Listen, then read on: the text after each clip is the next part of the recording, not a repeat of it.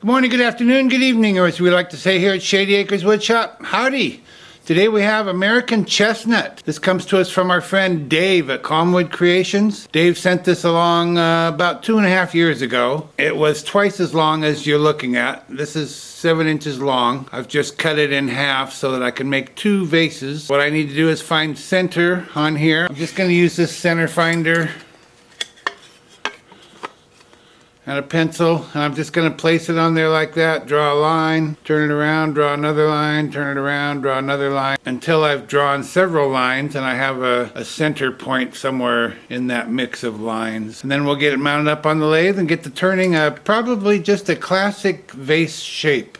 Nothing fancy, just classic. The piece is about 4 inches in diameter. First thing I have to do is, this is just mounted between centers. I've got a 4-prong drive center up here and then my live center here. First thing I need to do is make a tenon to fit in my large jaws. So I'm just going to use this roughing gouge and work about the last inch down here just to make that tenon. We'll turn it around and then we'll get to busy. We're going to be turning at a little over 1100 RPM, mask and face shield on.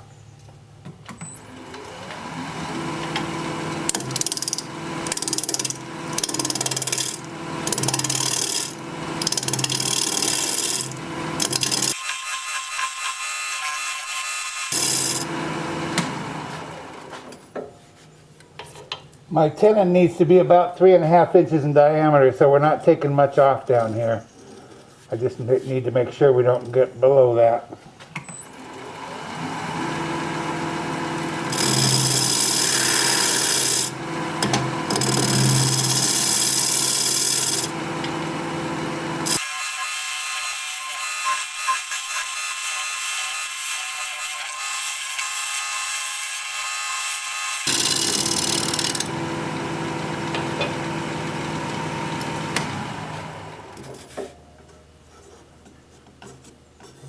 We are there. So I'm done with the roughing gouge for now. I'm going to switch to a skew chisel.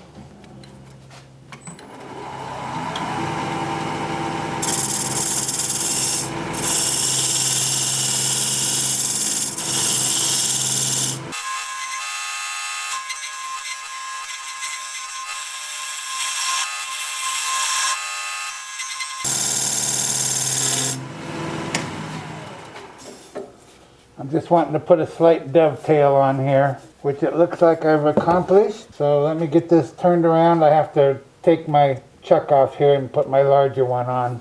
I'll be right back. I'm going to switch to a 5/8 inch bowl gouge. Still turning at 1100, a little over 1100 RPM, mask and face shield on.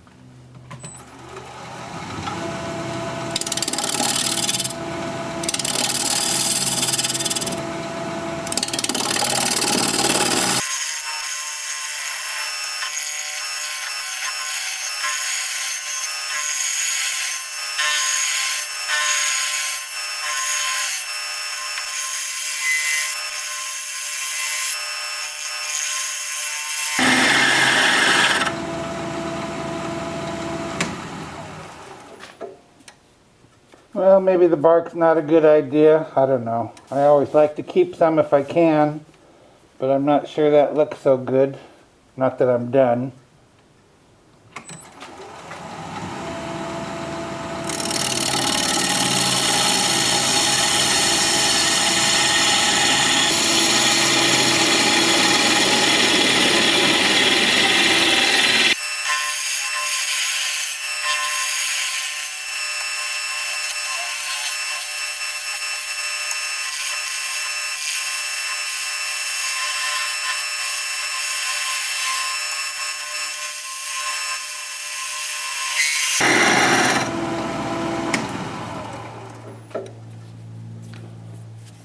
I'm just trying to feather it out here a little bit and see if I can still leave some, but I'm just not sure it's a good idea.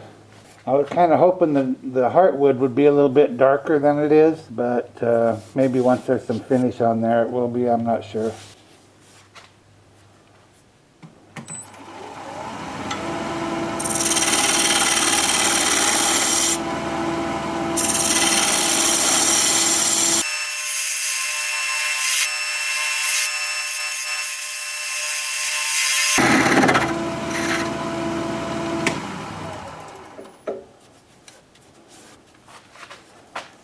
What do you think? Leave a little bit like that or take it all off?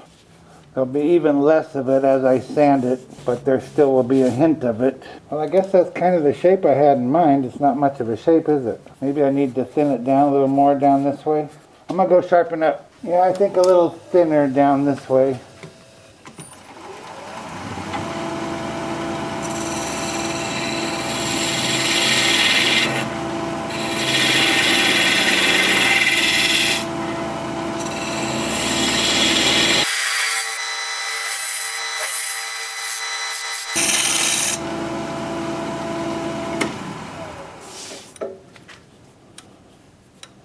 Yeah, I think that grain is probably going to look pretty nice all sanded up and finished. I'm just going to cut it off right here. This is going to be the bottom right there. No base for it exactly. Maybe I need to round this over a little bit more up here.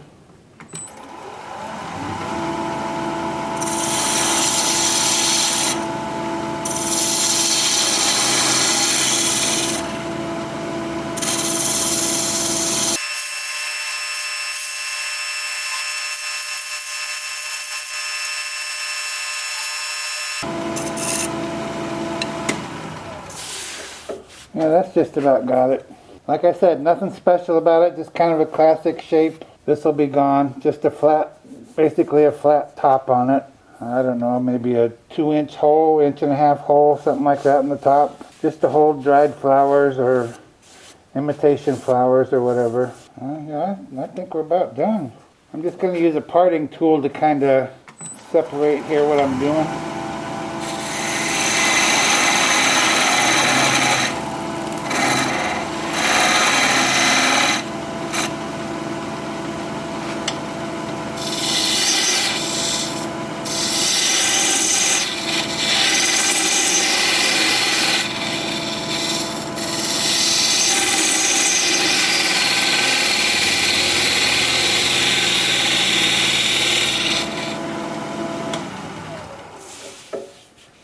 Is it too top heavy? I don't know. Well, what I better do is drill it out before I get too thin down here and have it break off on me or something. Let me get set up for drilling a hole. I've installed a 2-inch Forstner bit. We're going to be turning the lathe at about 225 RPM.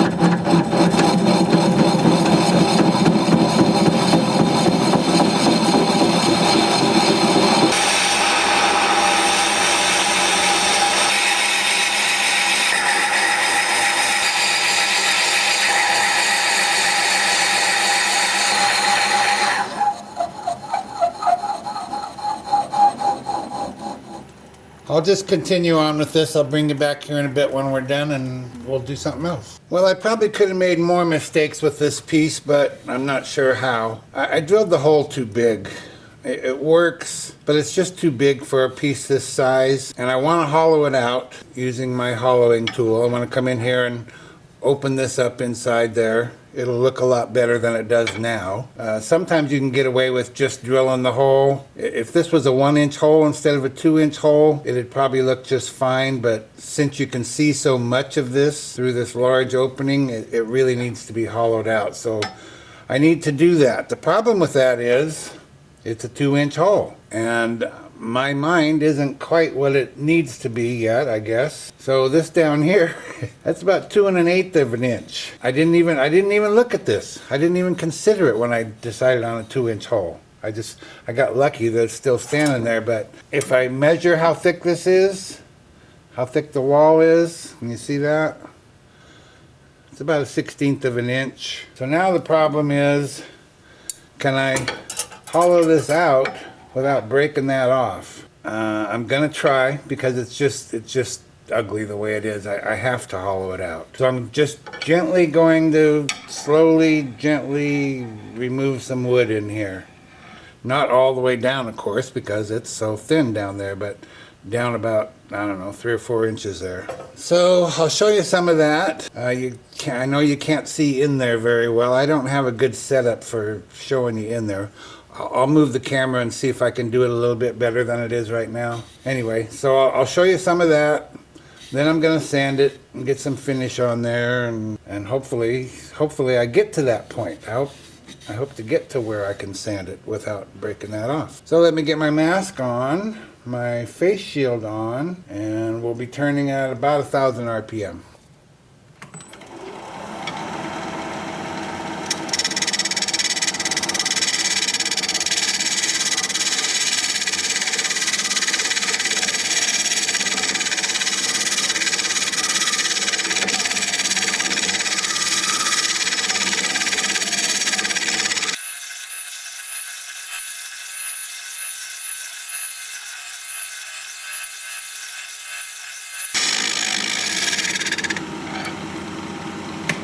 Well, it's so far so good. I'm pleased that I haven't broke it off yet. That's what I'll be doing. I know you can't see it that well, so I'll proceed. I'll probably keep the camera going just in case it breaks off. I know you want to see it fly. I'll probably edit that part out if it doesn't break off.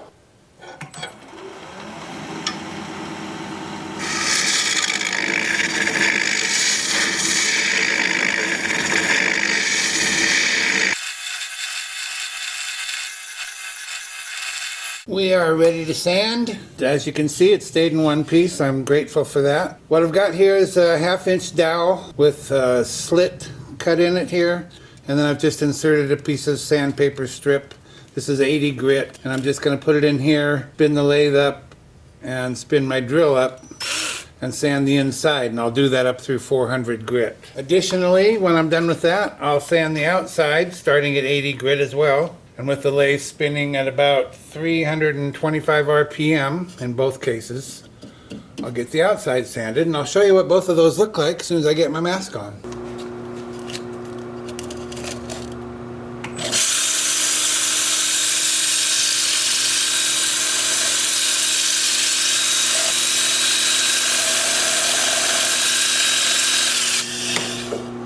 And that's just a very efficient, easy way of getting that done. And again, up through 400. And then with the lathe spinning in reverse at, like I said, 325.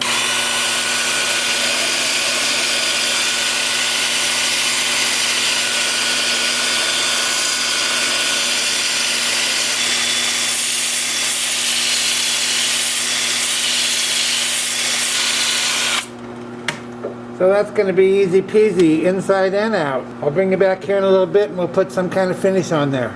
See you in a bit. I decided on the Howard feed and wax for this piece. It's sanded up real smooth, and this will only enhance that. It's just going to feel real nice when you hold it in your hand. And I have an almost duplicate piece, the other half of this log, and I think on that one I'll probably go with sanding sealer and shellac. We'll see how that turns out.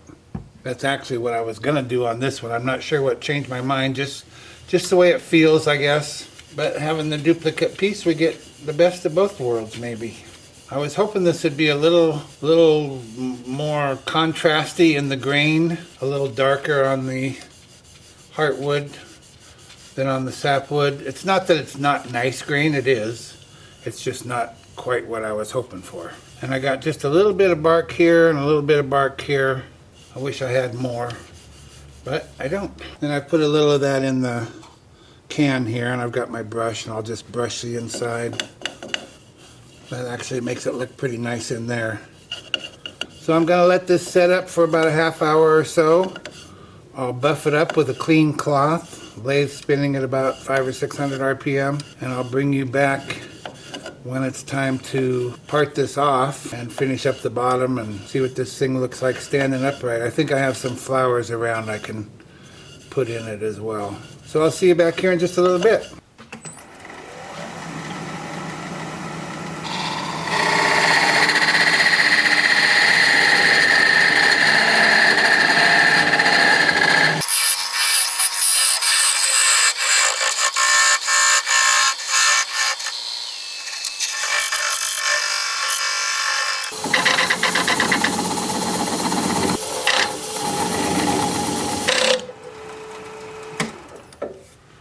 I'll just take this over here to the bench, sand it up, sign it, get it finished, and I'll be right back.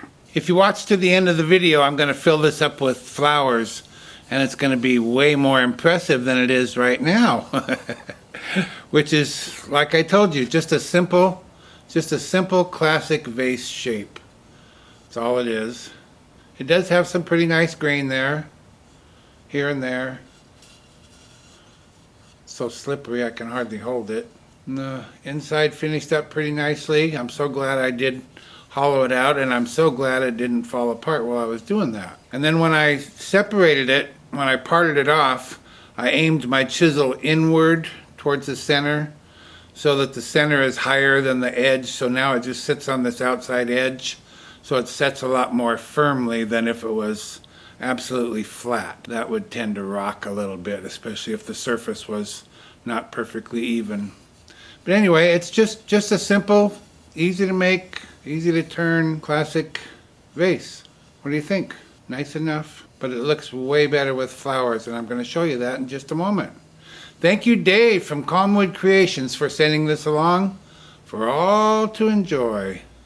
If you like this video, thumbs up please, I'd sure appreciate it. If you're a subscriber, thank you very kindly, I truly appreciate that. If you're not a subscriber, you might consider becoming one. I try to put out regular videos about one a week, and I'd like to keep in touch. An easy way to subscribe is just click my picture you see there near the end of the video. Your comments are always welcome, and I love reading them. So for now, this is Phil, Shady Acres Woodshop, signing off.